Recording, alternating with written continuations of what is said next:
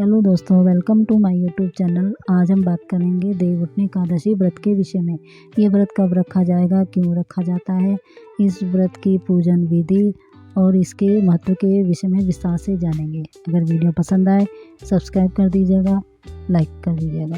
देवउठनी एकादशी, जिसे पर्वणी एकादशी या देवोत्थान एकादशी भी कहा जाता है, कार्तिक मास के शुक्ल पक्ष की एकादशी तिथि को मनाई जाती है। ये दिन अत्यंत पवित्र और धार्मिक दृष्टि से बहुत महत्वपूर्ण माना जाता है। देवउठनी एकादशी भगवान विष्णु के जागरण का दिन होता है। धार्मिक मान्यता के अनुसार आषाढ़ शुक्ल एकादशी को भगवान विष्णु योग निद्रा में चले जाते हैं, जिसे देवशयनी एकादशी कहते हैं। 4 महीने तक भगवान विष्णु विश्राम करते हैं। कार्तिक शुक्ल एकादशी के दिन वह पुनः जागृत होते हैं, इसलिए इस दिन देवउठनी एकादशी या प्रबोधनी एकादशी कहा जाता है। वैदिक पंचांग के अनुसार कार्तिक मास के शुक्ल पक्ष की एकादशी तिथि 1 नवंबर को सुबह 9:12 पर शुरू होगी, जो 2 नवंबर को शाम 7:32 पर समाप्त हो जाएगी। ऐसे में गृहस्थ लोग 1 नवंबर को और वैष्णव संप्रदाय के लोग 2 नवंबर को देवउठनी एकादशी का व्रत रखेंगे।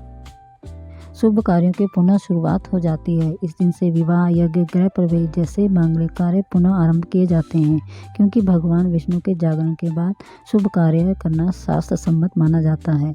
भगवान विष्णु और तुलसी माता का विवाह संपन्न कराया जाता है। इसे तुलसी विवाह कहा जाता है, और जो विशेष रूप से देवउठनी एकादशी को ही किया जाता है।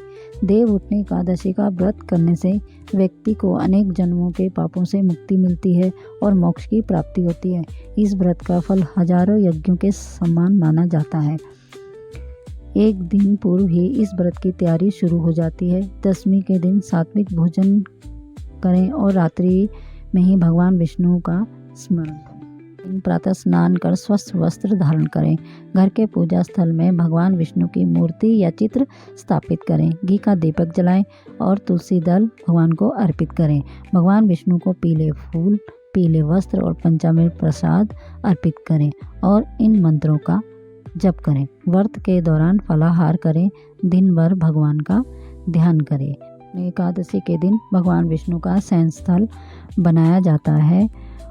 दीप, धूप, पुष्प और शंख घंटे बजाकर कहा जाता है, उठो देवा, कार्तिक माह शादी ब्याह के लगन आ गए हैं। इसके बाद तुलसी विवाह और अन्य शुभ कार्य प्रारंभ किए जाते हैं। देवउठनी एकादशी भगवान विष्णु के जागरण का प्रतीक है, जो सृष्टि के पुनः सक्रिय होने का संकेत देता है। ये दिन धार्मिक जीवन में पुनः नवजीवन लाता है। जैसे भगवान विष्णु विश्राम से उठकर पुनः सृष्टि की देखभाल करते हैं, इस दिन के बाद ही मांगलिक कार्यों की शुरुआत की जाती है।